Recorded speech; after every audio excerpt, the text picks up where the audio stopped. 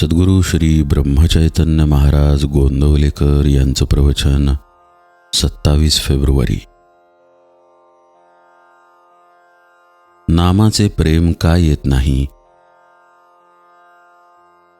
आज इतकी वर्षे होऊन गेली तरी सुद्धा ज्ञानेश्वर, तुकाराम, समर्थ रामदास यांच्यासारख्या थोर संतांचे नाव टिकून राहिले आहे.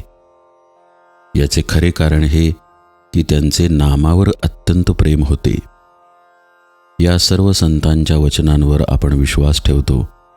त्यांच्याप्रमाणे नामाचे प्रेम आपल्यालाही यावे असे आपल्याला वाटते, पण ते प्रेम आम्हाला का उत्पन्न होत नाही याचा विचार आपण करायला पाहिजे. त्या नामाला उपमा देताना ते अमृतापेक्षाही गोड आहे असे त्यांनी सांगितले. नामाला अमृताची उपमा देताना त्या अमृताच्या पलीकडे दुसरी गोष्टच नाही असे आपण म्हणतो. मग त्या नामाचे प्रेम आम्हाला का बरे नसावे? तर त्या नामाच्या आड काहीतरी येत असले पाहिजे हे खास.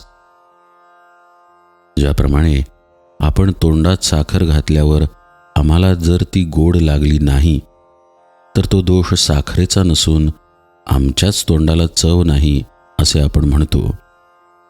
त्याप्रमाणे नामाची गोडी आमच्या अनुभवाला येत नाही तर आमच्यामध्येच काहीतरी दोष असला पाहिजे खास. नामाचे प्रेम येण्याला बहुतेक लोक काही ना काही अडचणी सांगतात. कुणाला विचारले नामाचे प्रेम का येत नाही तर तो सांगतो, माझे लग्न झाले नाही, ते होऊन प्रपंच, मुले बाळे हे सर्व झाल्यावर मला नामाचे प्रेम येईल. पण लग्न करून मुले बाळे असलेल्या किती लोकांना नामाचे प्रेम लागले आहे? कोणी म्हणतो पैसा नाही म्हणून प्रपंचाची काळजी वाटते आणि नामाचे प्रेम येत नाही. परंतु अगदी भरपूर पैसा असलेल्या किती लक्षाधीशांनी नामाचे प्रेम मिळवले आहे.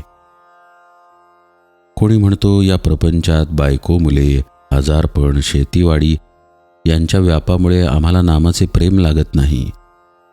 तर कोणी म्हणतो प्रपंचात राहून मला आता कंटाळा आला आहे, मी आता संन्यास घेतो म्हणजे मला नामाचे प्रेम येईल. तर कोणी प्रापंचिक दुःखाला कंटाळून अगदी आत्महत्या करायला निघतो. अशा रीतीने सर्वजण ज्या परिस्थितीत असतात त्या परिस्थितीत नामस्मरणाला अडचणच सांगत असतात. नामाचे प्रेम न यायला खरोखरच परिस्थिती कारणीभूत आहे का याचा विचार आपण करायला पाहिजे.